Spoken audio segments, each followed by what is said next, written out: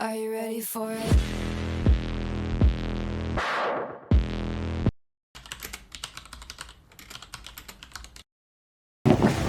Hi, Dr. Francis. Hello, Dr. Toyin. Welcome to Echoes with Dr. TY.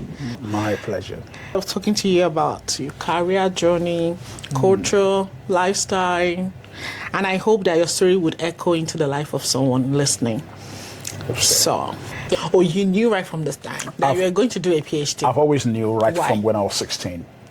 Oh, wow. I was very clear. People say you recognize your gift on time. I think I've been quite fortunate to recognize my gifts right at a very young age. I found teaching really easy. Okay. And so there was no need to go to the mountain to pray. You're going to be a teacher. I knew it. You were going My to be dad was a teacher. My mom was a teacher. Maybe that passes from their DNA. But I was the dullest guy in my class growing up. Can you echo that again, please? I was the dullest student in my secondary school. In fact, we were 47 in the class at the time. I my mouth because I'm still shocked.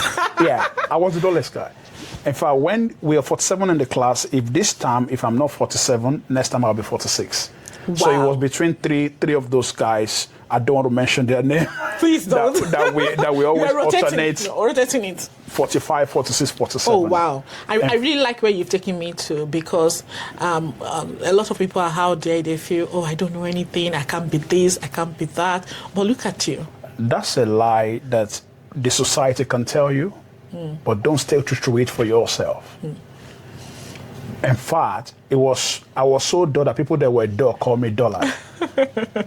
I didn't have much friends in secondary school, because people don't want to move with dullard. In fact, I was a reference point of how not to behave. Really? You know, when parents say, "Shofeda be Awolowo," you know, do you want to be like Ife Awolowo? You know, if you don't go and sit back and read your books, you know, I was that reference point.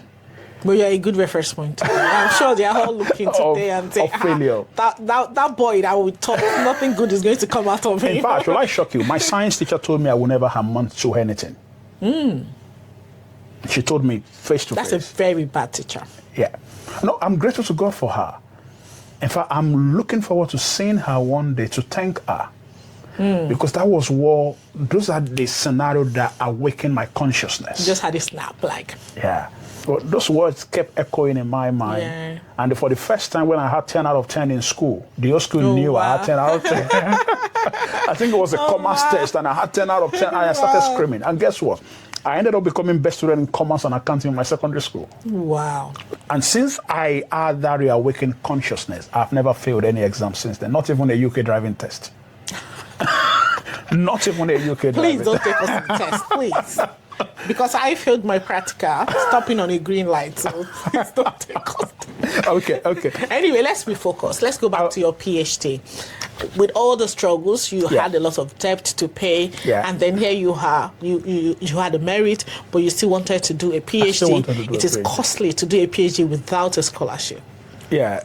You see, I've never had the blessing of a scholarship, and I have 7 degrees. Wow. And I'm grateful to the universe who has rewarded my efforts. I don't want to say labor, because what the universe reward is effort. Once you put effort in, the universe reward you for it. Fast forward, I wanted to do a PhD. There was nobody to supervise my area of research. Because it was new at the It was point, new. yeah. I was doing something around fraud, financial statement fraud. Then I was advised to do an MRes. Okay. So I did a master's in research. Yeah. After my initial master's. After my first master's in forensic accounting. Yes. So it was during my MRes, I saw this vice chancellor scholarship at Hallam. I applied as usual, went for the interview. They said, wow, we love this. Now apply for stuff and I don't get it. I don't let it bother me. It weighs me down maybe a few hours. You reflect on it. What did I do that I ought not to do? What could I have done differently? What can I do better? So we learn from the failure. And I received feedback. I asked for feedback. What have I done that Some of the feedback can be very annoying. You could clearly see that this feedback is as a result of biases. Okay. It's as a result of systemic inequalities. But, sometimes I feel it's because you are not good enough. That at the highest level of relevance, color is nothing. You think so? Yes. You think so? That's the way I wire my mind to think. Okay. That as the highest level of excellence, nobody cares who you are, where you come from. Because, for example, when we had our son, someone told us he doesn't have English name. People struggle to get job in this country if they don't have English name. But Mo Farah doesn't have English name. It's Sir. It was knitted by the Queen. It's Sir Mo Farah. That's not an English name either. It's Muhammad Farah. So I always believe Anthony Joshua, yes, Anthony and Joshua, but it's a Nigerian boxers. Even if you have the English name, when you show up, we can see you. We know who you are. There's no way you can hide the skin. You can hide the color. It's only a mad person that will question excellence. So what I decide for myself is to pursue excellence at a level that has never been seen. That when you are excellence in everything that you do, it wouldn't matter where you come from or who you are. Your result will cancel the insult. The hard work, taking you back, because you've quoted a lot of Bible here. Yeah. A man diligent at his work will sit before kings. And not men. And he said, let your light so shine before men that when they see your good work. So what I try to do is to supply good work every time. Supply good work to the level where the environment will know he is here. Yes, he is black. But we cannot deny him. We cannot deny he is good at what he does. And that's one thing that allowed me to understand setback as setup for a great comeback. Wow, I like that framing. Can you say it again, Yeah, please? I learned that from Dr. Miles Moreau, the setback as setup for a great comeback. That's good. So when I applied for the PhD, I didn't get it. Okay, fine. And I'm grateful to God I didn't get that PhD funding. Because it taught me so many lessons. And I've worked with God on that journey of depending on soul. I always say for a black person, every other person might not need God. But as a black person, you need God in the West, you've got to just believe in God. I don't know how you're going to navigate the world if you don't have God. Because the system is already rigged against you. Then how do you navigate that on your own terms? So what I go back to God. I look at what God's word has said about me. And I begin to do it. And then I call my mom. Mom, I didn't get a PhD scholarship. What are we going to do? Next plan. And she said, do you still want to do it? I said, yes, I want to do it. I said, God will provide. And I just prayed. Well, I have this peace in mind. Nigerian mothers and their faith, you cannot deny them their faith. Yeah. It's so strong. He said, God is going to do it. And I had this peace in the inside of me. And I heard, you will do it. I'm going to pay your fee. And that was how the journey began. I called my mentor. I said, Dr. Murray, I'm going to self-fund this PhD. Wow. He was shocked. And I said, I'm going to do it. And that was how the journey began. 3 years. 3 years. Tuition paid, everything. Tuition fee, visa application again. It's not cheap. A lot. I have to balance. I wrote my thesis in my car. I was working as a driver for a care company at the time. Wow. And my godfather was really helpful. I have two godfathers, Dr. Murray Clark and Professor Nigel Garrow. You know, at times God positions some people on your journey. You call them gatekeepers. Gatekeepers, yes. But I call them people that heaven positioned for your journey. They just hold your hand and they take you everywhere. The things that I didn't see. In fact, they saw a lot about my future that I didn't think was true. But upon reflection, I hold my journey to those guys. We need such people in our journey. We do. And I think one thing I've come to conclude is what Proverbs 11:25 says, that the liberal soul shall be made fat. He that waters shall be watered also himself. If you focus your attention of watering others, you will be watered. So you are like a pipe that is carrying water. If you are the pipe that is carrying water, there's no how you will not be wet. And that was how I started the PhD. Finished. By the time I finished my PhD, I have paid $72,250 in tuition fee. Out of pocket cost. Yeah, for 2 masters and a PhD. Wow. And these are verifiable figures. £72,250. You even know the exact figure. Yeah, and I came to the UK with £150 in my pocket. Wow. Wow. And I have 7 degrees. 7? Yeah. Are you bored? That you need to get another degree and then get another degree? Sometimes circumstances force you into those things. But upon reflection, I think they were needed on my journey. It has now allowed me, it has given me the credibility to do the work that I do now on the global stage. Wow. Oh, that's good. Oh, thank you so much for sharing that. Thank you. That was long. From coming with, no, it's fine. From coming with £100. 150. £150. Yeah. To paying, I'm going to round it up, to paying roughly £73,000. Yes. Towards tuition. You've not even looked at the rent that you need to pay. No, the visa was not there. That's just tuition. The visa is also very expensive. We all know this, yes. That's a very interesting but very challenging journey also. God paid it, I didn't. But He made a way. He made a way such that the environment cooperated with me. Yes, everything was falling into place for you to be able to sort that. It was a hell of a journey, if I'm being honest. I can imagine. It was a hell of a journey. I don't think I can. No, I cannot imagine because I master's scholarship, PhD scholarship. Oh, you are a celebrity here now. No. There's no way I would have been in the UK without a scholarship, to be honest. Okay. You know, sometimes God make you go through some journey so that you can be an encouragement to someone else. Yes, definitely. To say, you can't have it as bad as I have it. So when I see people complain, you don't have an. And shall I shock you? I bought my house as a student. Wow. On top of that. So beat that. Wow. That. I bought my house on a student visa. Wow. With my wife. Wow. So while I was still completing my PhD, you bought a house. I bought a house. I bought a 4-bed detached. I liked that. I did not buy a terrace house, not a flat. No, it wasn't a flat. It wasn't a council flat. No. That's to tell you what God can do. It was not a flat on the 4th or 10th floor. No. It's a detached house. Detached house. I have a garage. Do you want to give us a tour? Why not? It's to tell you that when you have faith and you put that faith to work, because faith without work is dead. Yes. Put your faith to work and build good character along the way.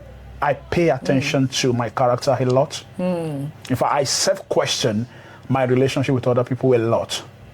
Because so you do a lot of self-reflection. Every 90 days I check myself. What have I done with my life? I question, the natural tendency for us as a human is to question what is not working in our life. I don't question what is not working.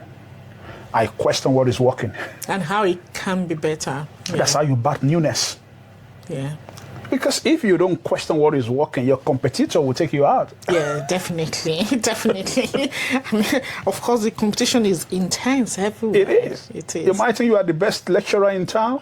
Someone is working at themselves. Before you know it, you are no longer relevant. I know.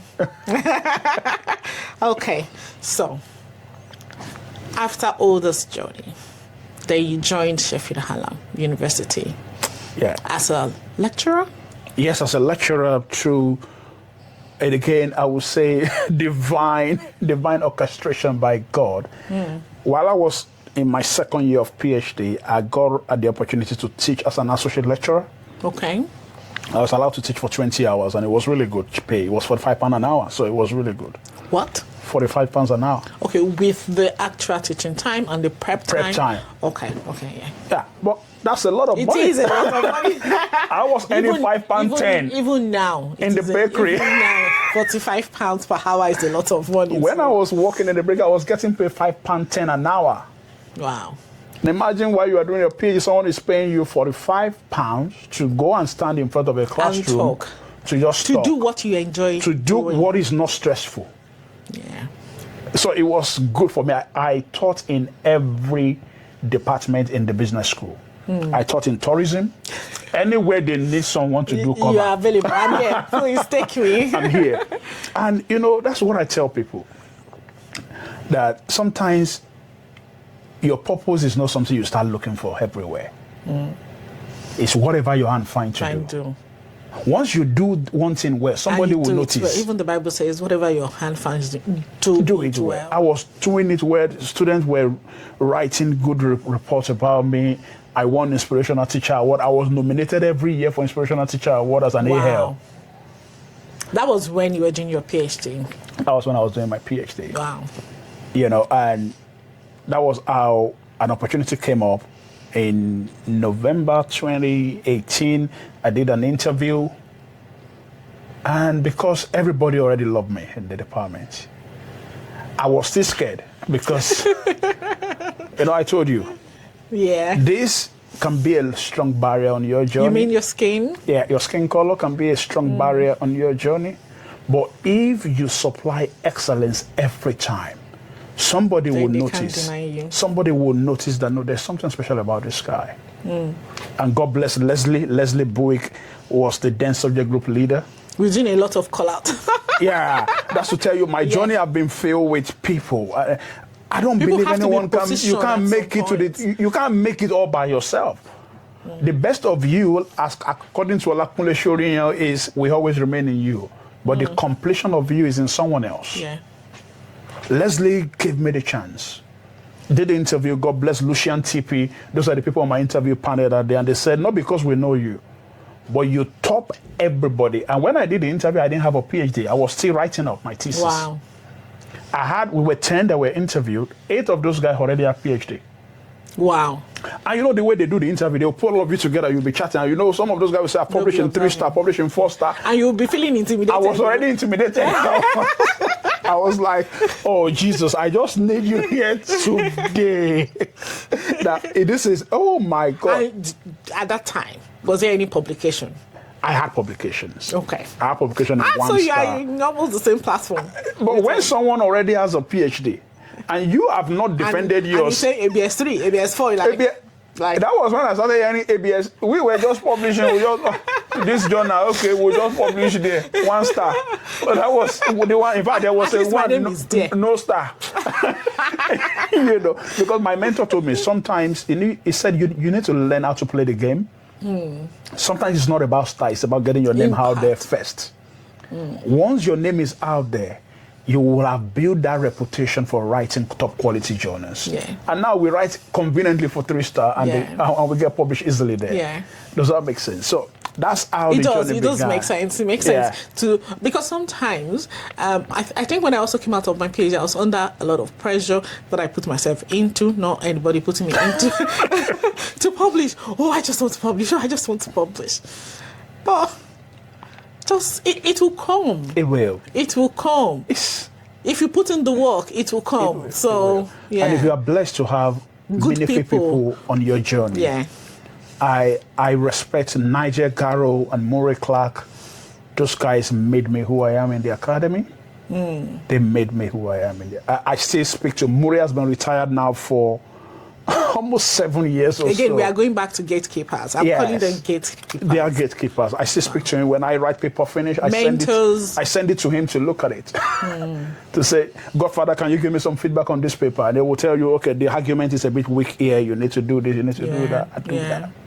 And I've learned how to relate with people at the top really well. Then when Nigel left, my head of department, Rob Wilson, was another guy that God used to bless me. God will just position key people that will enable your journey. The guy just believed in whatever I was doing. Wow. Even when I make mistake, yes, we recognize you've made mistake. Yeah. We're going to fix this. Yeah, but we learn from it. We are not machines. We make mistakes. We're going to fix this. And then after the mistake, so what is your reflection? What will you do differently? I think that is the key. Those are the questions that Rob will challenge you. It is the same thing with failing. It is the same. If you failed, get out of it. Move on. Yeah. A lot of the time people dwell on, you can't undo what you've done. Or let me rephrase it. The only way you can undo what you've done is to learn and not do it again. Yeah. And so I don't allow setback to hold me down. Do not make the same mistake twice. I don't. And some of the time, I think a whole lot of the time, everybody is focused on themselves. I try to make my focus to be on other people. That leads us to Aspire. Because Aspire is... I'll let you introduce Aspire. It is big, it is powerful, it is impactful, it has impacted the life of so many people, Black people. Aspire is a complete study program in research excellence. It's a project that is run in partnership with MMU, Advanced HE, and SHU is the lead, and I was privileged to lead that program for 4.5 years. We're rounding up now. We're going to finish the program by January 2026. And the goal of Aspire is to get more Black people to consider and do PhDs. And the reason why the project came to being was when you look at the landscape of UK higher education sector at professorial level. At the time, we had less than 200 Black professors out of about 22,000. Yeah. And that was the time I was also entering the academy, and you begin to question yourself. What is the future here? What is the future? Am I better off to just go and get a job as a forensic accountant with a firm? And you will earn more. You will earn more. A forensic accountant get paid more. But I don't like running away from trouble. I like to confront troubles and see what we can batch from that. And with some fantastic people that I've worked with on Aspire, yourself included. Yeah. And a whole lot of other people who work behind the scene. Yeah, now when people see Aspire, they tend to mention Francis. But I'm just a tiny bit of Aspire. Yeah. Because you had to coordinate a lot of people. I have to, yeah. In fact, I have to step up a new leadership quality that I've not been seen.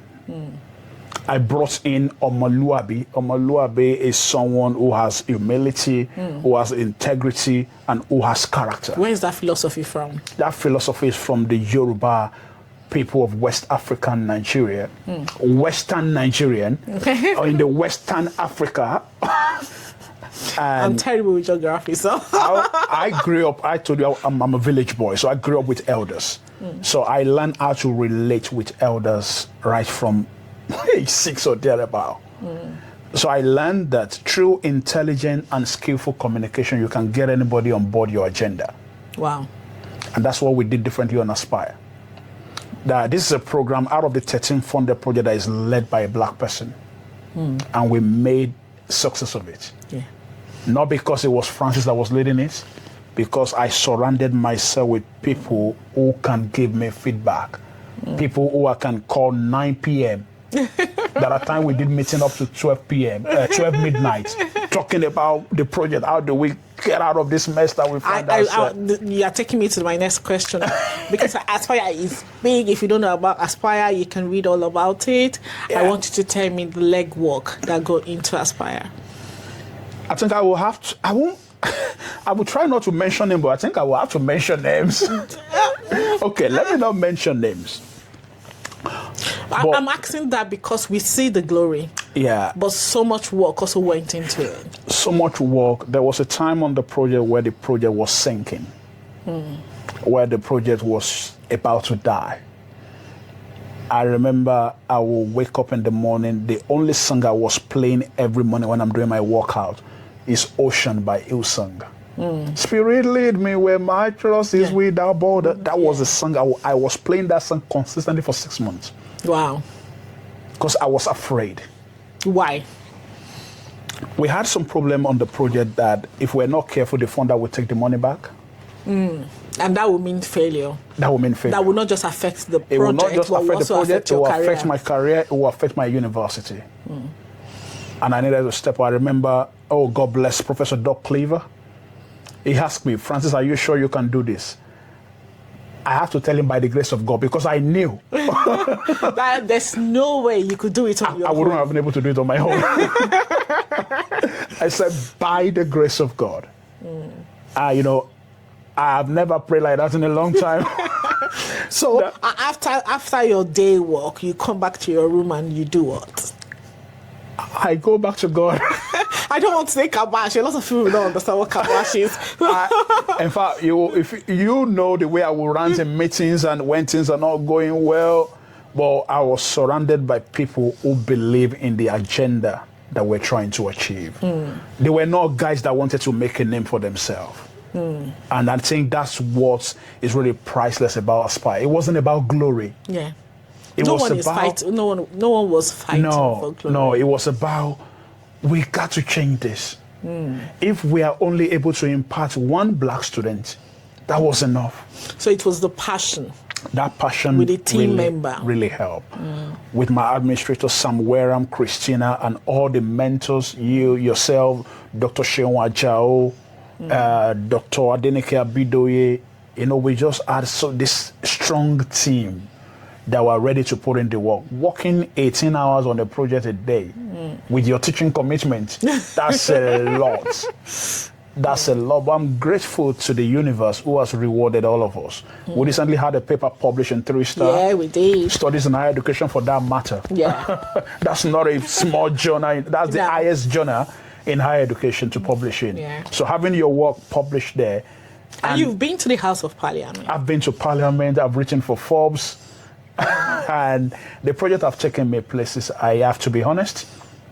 But it wouldn't have been possible if I didn't have the incredible support and the kindness and the benevolence of people who were around me. My vice chancellor, immediately she took over, she was right behind me. My head of department, Rob Wilson, despite the mess we made with the bid, was ready to say, you know what, Francis, this is a good project and we're going to make it so. Yeah, forget what you didn't do in the bid. What can we do now? So we're still coming back to having good people around. Yes, Rob was ready to put whatever it takes in terms of financial support, in terms of mentorship. Rob Wilson was ready. Imagine we wrote the bid, we didn't cost for an administrator in the bid. So it means even all the admin work, I have to do it. Yeah. How can you do it with the work itself? I was teaching, I was course leader. Yeah. And you have to manage the scholars also. Manage the scholars, manage mentors. Some of them were very dedicated, but there were also others that you need to call and follow up. You did not show up. What's going on? That's life. Not everybody will get the revelation of their journey, or we have that clarity. Some we have to follow up on. Yeah. And you can't just say because they are not engaging, you leave them. Yeah, definitely. So we have to follow up. Definitely. But Rob was just there to say, okay, I will solve a problem for you. Get you an administrator. The department will foot the bill. Not very many head of department will do that. That's your problem, Francis. Solve it. Get money from somewhere else on the project and solve it. And let's talk about how you strike a balance with that work. There's also the part of family. Yeah. I would usually say if you see an academic, or not just an academic, any career person, they have the career, they also have the family. We know that when you give more time to one, you kind of pull away from the other one. Who was managing the home front? How do you strike the balance? Yeah. I think, let me say this. I met a guy who came on my radio show who helped me to redefine work-life balance. Oh, okay. And it made me to stop feeling guilty. Okay. He said... Please give me the hints. Yeah, the guy is a lecturer at Hallam, Dr. Adekoya. Yeah, he said work-life balance is, even if you have 2 hours for family, do you enjoy it? He said that's work-life balance. So in that 2 hours, are you present? Are you mentally, present? physically, Are you emotionally, present? are you present? And that guy gave me peace. God bless him. So it made me to stop feeling guilty. Because, in this line of work, sometimes it takes a toll on you. And honestly, my wife and children, they've made sacrifice. I've tried to be present. I try. I try, but in those years where the project needed my full attention, I was doing more. Because you can be home and not be home. I'm in the study. They can't. My son cannot even knock. You're at home, but you're not at home. I was reading. I read a whole book on Desmond Tutu, No Future Without Forgiveness. I read books by Martin Luther King Jr., books on Mandela. I started reading just to be able to say, how can we take this project to a different level?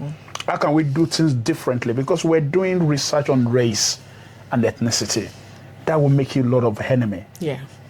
How can we ensure that we don't fall into the same pitfall that people who came before us has fallen into? And that's what makes a difference in Aspire and all the byproducts with our anti-racist workshop, completely different from what everybody else is doing in the sector. Yes. We brought in African philosophies, African values, Ubuntu and Omoluabi, and that's our basis of conversation. Wow. And it's gone viral. It's gone big. It's gone viral. It's gone viral. Thank you so much for sharing that story on Aspire and the work that went into Aspire. No, a big thanks to you and my team, who are my backbone. A whole lot of other people. Yeah. I was just looking at something because I know when you show up in style. Oh my goodness. You did not show up in style for Echoes with Dr. T.Y. I thought it's casual, so I want But I know you show up in style. Your shoes, everything in style. So this question is, do you think fashion or style influences how you are perceived in your career? Because in academics, we can wear anything. I'll let you answer the question now. Okay, that's okay. That's why when I show my wardrobe is not cheap. In fact, I've chased my wife out of the wardrobe. I took the entire wardrobe in the master bedroom. It's always the other way around. What's going on? Okay. The color of my skin is already against me. When you show up in lecture theaters, when students see you with a t-shirt, as a black person, it communicates something different to them. If you are teaching a predominantly white class. Okay. But when I show up in my Moss Bros suit or French Connection suit or DKYN the expensive suit, one, no, it's not Nest. Like people like us, it's not the cheap ones. You know it's in for business. You know, when black people dress up, people say you dress up too much. I say no. Yeah, I think I've received that comment in the past. Are you going somewhere? If I didn't dress like that, will you have listened to me? I wear expensive perfumes. I love perfumes. Because we are already, the system is already rigged against us. And what do you drive? Let's not, I told you something. It's in pursuit of excellence. So everything I do, I have to make sure there's a touch of excellence there, even to the car, the choice of the car that I drive. I drive a Land Rover Discovery Sport. Wow. And I've got my name on the reg. And if I'm planning to... I put G3 because my wife's name is Gladys. She didn't really agree to us getting a private plate, but I felt if I put her name, she now agreed. She will agree.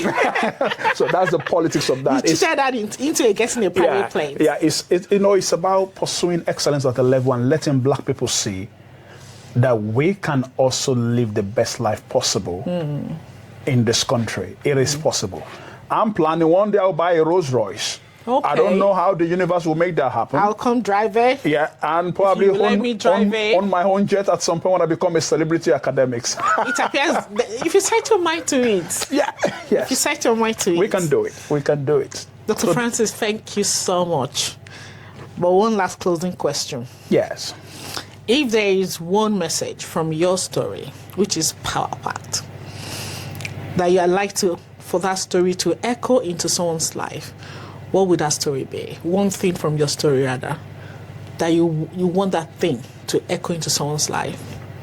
Whatever your hand finds to do it well. The universe will reward you. The universe is rewarding me. And along your journey, whatever you build, it doesn't matter that I have 7 degrees. What matters is I have good character. Wow. Yeah, 7 degrees a lot, but what I pay more attention on is my character. And that's going to what Martin Luther King Jr. said. He said, one day this nation will rise up, that people will never be judged by the color of their skin, but by the content of their character. My question is, what is the content of your character? Wow. Thank you so much, Dr. Francis. My pleasure. We are going to leave it at what is the content of your character. Think about your character. Think about your character. You need to achieve all of this, but your character is very, matters. very important. I focus more on how I get result than result. While others focus on result, I focus on how. It doesn't make any sense outing everybody because you want to get promoted. Stepping on people, And everybody's your enemy because you want to just achieve something. But how can you carry people along on that journey? That's what my head of family said to me. Francis, you know how to do that well. That's good. Carry people on that journey. It might take time. Some people will now like what you're doing. As much time that is needed to convince them, you need to keep doing that. And once you know that whatever your hand finds to do, you do it well, the universe will visit you and it will reward you. And I'm grateful. Thank you. Thank you so much, Dr. Francis. Thank you.